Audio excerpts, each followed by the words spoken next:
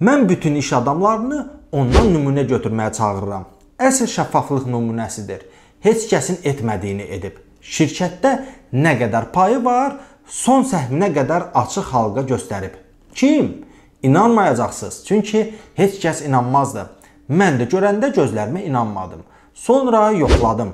Gördüm ki, hər şey uyğun gəlir. Mənzilinə qədər. Bakı şəhəri, İstiqlaliyyət küçəsi, ev 9, mənzil 31. Bu mənzildə özü, atası və anası da qeydiyyatdadır.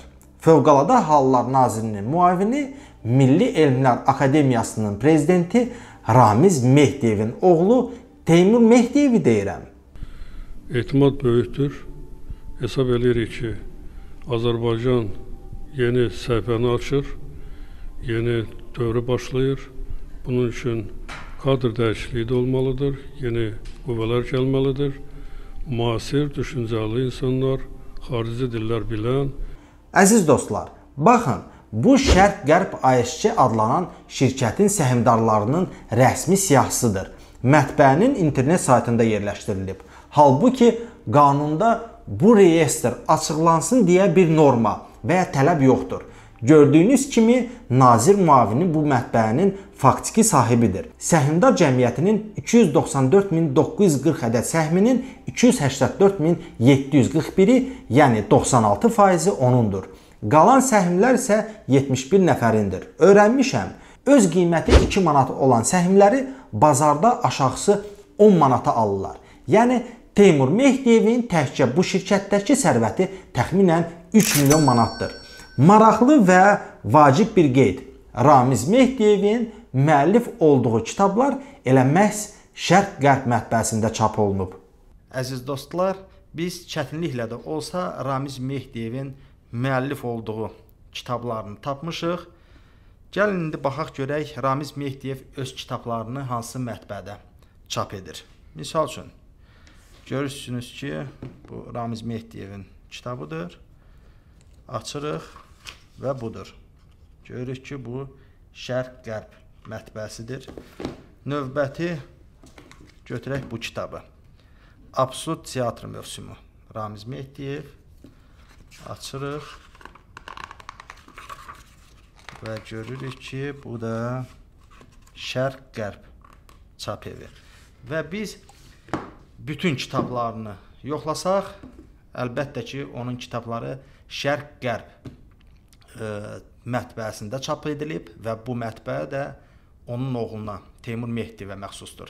Bu bir növ, bilirsiniz nə deməkdir? Ramiz Mehdiyev pulu sağ cibindən çıxardıb, sol cibinə qoyur. Davam eləyək. Teymur Mehdiyevin şəffaflıq siyasəti bununla bitmir. O, başqa səhmdar cəmiyyətlərdən fərqli olaraq səhmdarlarının ümumi yığıncağının protokolunun fotosürətini də saytda açıqlayıb. Vallah analogu yoxdur. Tək ki, başqa oliqarxlarımız, sahibkar məmurlarımız, vəzifə sahiblərimiz də onun kimi olsun. Yəni, heç nəyi gizlətməsin. Ümumi yığıncaq iyunun 19-da Zoom platforması üzərindən onlayn keçirilib. Şənbə günü olsa da nazir müavini iclasa gəlməyib. Yəqin koronavirusa görə yığıncaqda Şərq-Qərb ASC-nin Müşahidə Şurasının üzvləri seçilib. Onların hər üçü mətbəənin işçiləridir. Cəmiyyətin müfəttişi postuna isə İkram Hümbətov seçilib. İkram Hümbətov həm də Bank BTB-nin audit komitəsinin sədri olub. İndi isə bankın Müşahidə Şurasının üzvüdür. Bank BTB-nin Mehdiyevlər ailəsinə aidiyyatı məsələsinə toxunacağam. Hələlik isə qaydaq mətbəənin səhmdarlarının iyun ayındakı ümumi yığıncağına. Gündəlikdə dividendlərin ödənilməsi barədə məsələ olub. Amma səhmdarlar dividend ala bilməyiblər. Səbəb kimi bilirsiniz nə göstəriblər? Oxuyuram. Əldə edilmiş mənfəətin dividend şəklində bölüşdürülməsi ASC-nin gələcək fəaliyyəti üçün zərərli, avadanlıqların təmirsiz vəziyyətdə qalmasına, həmçinin avadanlıqların tez bir zamanda sıradan çıxmasına və beləliklə də şirkətin sifarişçilərinin kəskin azalmasına səbəb ola bilər. Əziz dostlar, görürsünüz, kiçik səhmdarlar az qala şantaj ediliblər. Tək ki, dividend ödənilməsin. Hələ bu harasıdır? Səhmdarlara deyiblər və Protokola da yazıblar ki, sözü gedən avadanlıqların yeniləri ilə əvəz edilməsi dövlət maliyyə dəstəyi olmadan mümkün deyil. Dünyanın hansı ölkəsində dövlət mətbəyə yardım edir? Yəni, doğrudan vəziyyət belə kritikdir. Gəlin, maliyyə hesabatına da baxaq. Deməli, Şərq-Qərb ASC 2018-ci ildə 266.000 manat, yəni hər 2 manatlıq səhmə görə 1 manat xalis mənfəət qazanıb. Səhmin 50%lik gəlirliyi yaxşı göstərici sayılır. Maliyyə hesabatına Tilt Consulting şirkəti müsbət audit rəyi verib.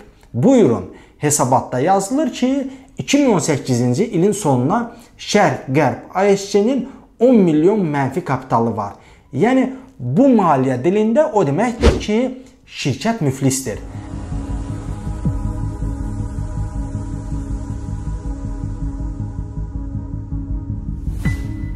Həmin ilin, yəni 2018-ci ilin balans hesabatına görə mətbəənin bank kreditləri üzrə 14,3 milyon manat borcu olub. Göründüyü kimi vəziyyət heç də ürək asan olmayıb.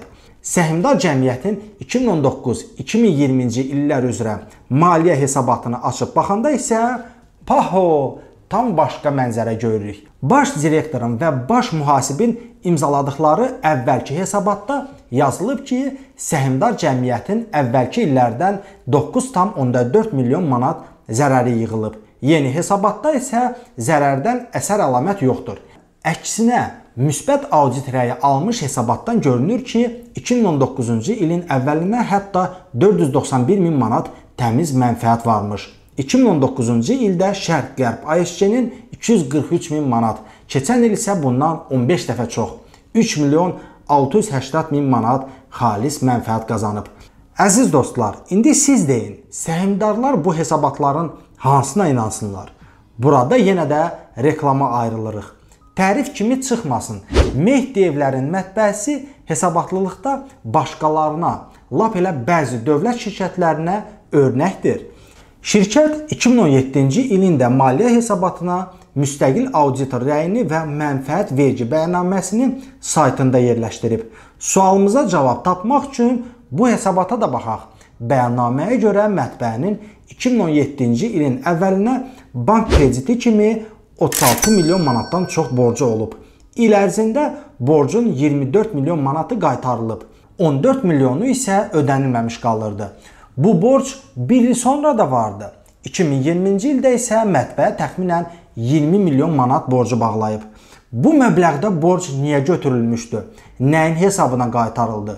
Bu barədə maliyyə hesabatlarında bir kəlmə də yoxdur. Mətbəənin yaxınlığında isə onun yerləşdiyi torpaq sahəsində çoxmərtəbəli binalar tikilib. Binaları tikən isə Şərq-Qərb Mülk MMC-dir. Bəlkə kredit bu binaları tikmək üçün götürülüb. Biz sadəcə ehtimal edirik, iddia etmirik. Amma bir tərəfdən də özümüzə sual veririk ki, bina tikib qazanc götürübsə pul hanı? Molla Nəsrəddinin məşhur lətifəsində deyildiyi kimi, bu pişikdirsə ət hanı? Ətdirsə pişik hanı? Hə, kreditdən danışmışkən, keçək banka. Heç kəsə sir deyil ki, BTB Bank Mehdiyevlərin bankı kimi yaranıb 2010-cu ildə.